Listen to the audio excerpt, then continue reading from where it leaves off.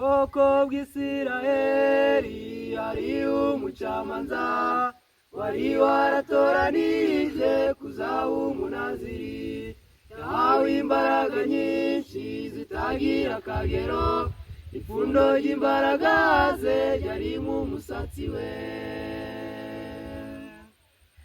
Mu bwoko bw'Isiraheli hari umucamanza wari waratoranijwe kuzaba umunaziri.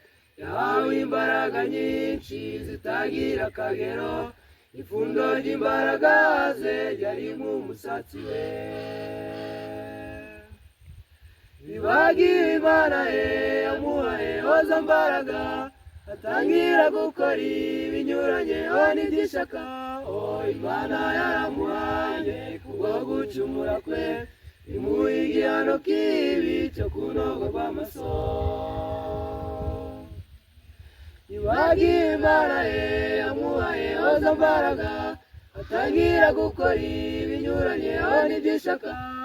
Imana yaramuhanye kubwo gucumura kwe, imuha igihano kibi cyo kunogorwa amaso. Ibyago bya Samusoni yagiye kwa Delila. Delila yari maraya w'Abafilisitiya. Igihe cyarageze Delila aramushuka, amwogosha umusatsi we bahita bamufata. Ibyago bya Samusoni yagiye kwa Delila. Delila yari maraya w'Abafilisitiya. Igihe cyarageze Delila aramushuka, amwogosha umusatsi we bahita bamufata. Bibagiwe Imana ye yamuhaye hoza mbaraga, atangira gukora ibinyuranyeho n'iby'ishaka.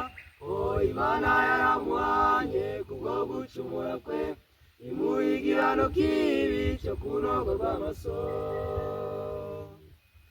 Bibagiwe Imana ye yamuhaye hoza mbaraga, atangira gukora ibinyuranyeho n'iby'ishaka. Imana yaramuhanye kubwo gucumura kwe, imuha igihano kibi cyo kunogorwa amaso. No muri iyi minsi ya none hariho Delila bamaze gushuka benshi mu itorero ry'Imana, ndetse n'aho Samusoni birengagiza Imana, bagashukwa n'irari ry'isi bagasubira inyuma. No muri iyi minsi ya none hariho Delila bamaze gushuka benshi mu itorero ry'Imana, ndetse n'aho Samusoni birengagiza Imana, bagashukwa n'irari ry'isi bagasubira inyuma. Bagenzi tube maso twitegure ahazaza heza, tureke kumena ibanga ry'Imana nk'uwo musore.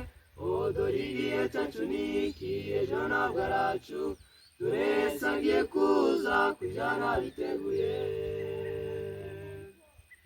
Bagenzi tube maso twitegure ahazaza heza, tureke kumena ibanga ry'Imana nk'uwo musore.